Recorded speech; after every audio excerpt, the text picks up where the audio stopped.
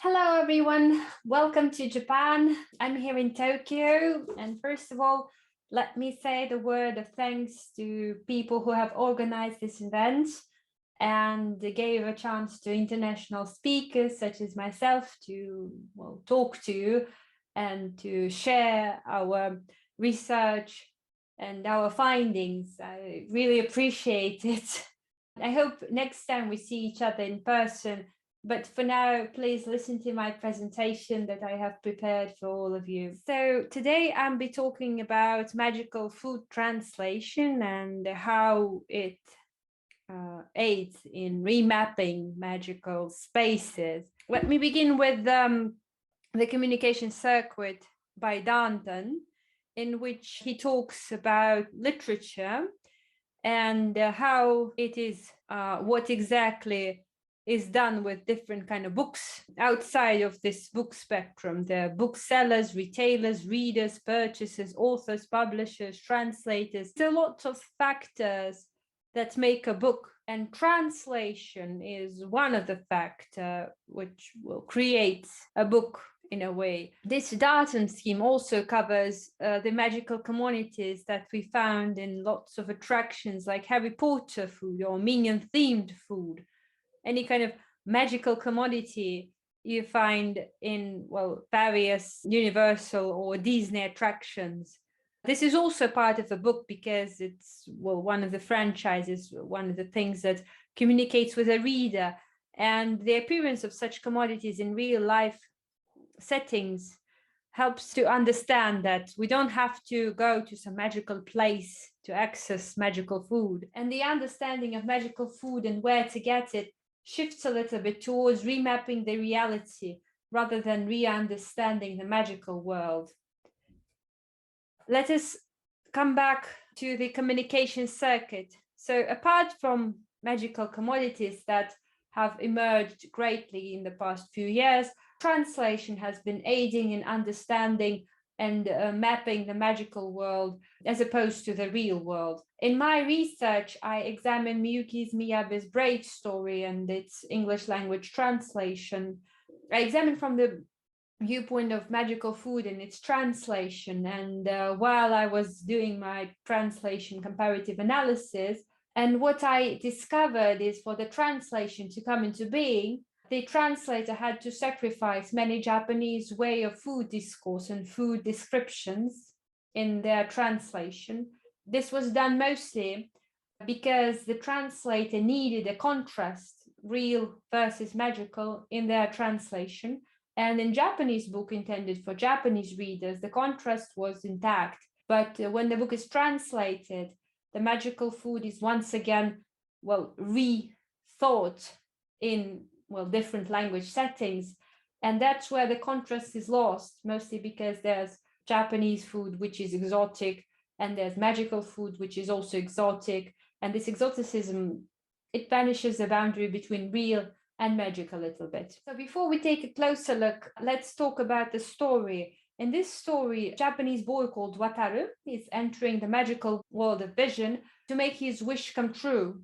After some sort of a journey, he succeeds in finding an item, so to say, that makes his wish come true, but he has to choose between, doing the right thing and making his own personal wish come true. In the end, he does the right thing and learns a lot from it, but yet again, the experience helps him overcome the obstacles he faces, and he becomes a better person in real life. Let us have a look at food in the magical story of Brave story. Magical food descriptions appear at the beginning of a journey when Wataru, the main character of the story, enters the world of vision and encounters different habitats of vision. The descriptions are numerous when he explores the culture and the climate of the world, and the more action is introduced in the narration, the less food descriptions are there. And as you can see in my graph, the more Wataru and his party gets closer to the goal, less and less magical food is mentioned. And at some point, you understand that magical food is not mentioned at all anymore. there are no actually instances of food mentioned closer to the end of Wataru's journey. And of course, when he enters the real world, there is no particular mentions of magical food in his real life settings. So what I'm talking about is called the language worldview. We see the world, well, in a way that our language describes. It is partly discussed in lack of metaphors we live by. Let me just read a few paragraphs for you.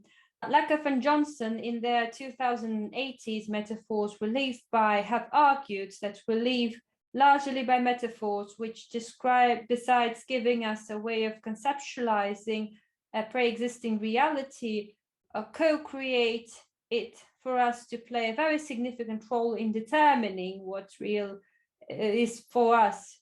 On their theory, it is not too far-fetched to say that mytho-epic fantasy represents a cluster of metaphorical concepts with the potential to change our conceptual system and thus to affect how we perceive the world and act upon those perceptions. So how does magical food aid into remapping magical spaces? First of all, magical food descriptions build on the comparison of real life food and magical food. And based on those descriptions, many culture-specific items, many instances of food discourse that are common to one language disappear, and many instances of food discourse that are common to the translation language, on the other hand, appear. Let us have a look at an example from the English language translation of Miyuki Miyabe's Brave Story. I'm going to read the example for you. これは日中の弁当じゃ、せいせいの布に包んだものを同志がしてくれた。今日の昼飯の分じゃがな、私は面倒を見られるのはここまでじゃ。あとはお主が自力で何とかせねばならん。So this is the Japanese verse. And now the English one. Food for the road. The wayfinder said, passing the terrier a blundering bag of simple cloth. There is enough for your lunch in there, but that is all I can give you. After this, you're on your own. So this is the beginning of the journey, and this is the first instance of the food is mentioned in the magical world. And as you can see, in the Japanese language, the word bento is used, and those who know what bento is might realize that food is not exactly the equivalent translation of the word bento. Bento is lunch box, a box, so to say, in which you carry a lunch, which consists mainly of rice, some proteins like fish and meat. You eat it with chopsticks, you don't eat it with hands. It has some vegetables and fruit in it as a dessert. And food for the road, it does imply something that you eat with hands, mostly because it is the road and it's difficult to use some kind of cutlery or chopsticks. These understandings of the same item that was mentioned, the translation aids into concealing the Japaneseness of the text and revealing just the contents of the text, trying to make the food description less exotic in this particular regard. So what we're looking at is the contrast between the magical world and the real world. Real world is more or less local. The magical world is said to be global, where the real world is local. And any child of any country can access the magical world and become a hero or heroine and make their own success on their journey. Food description toned down in the translation to make them less exotic, so that the magical world will stand out in comparison with the real world. Thank you very much for listening. That concludes my presentation.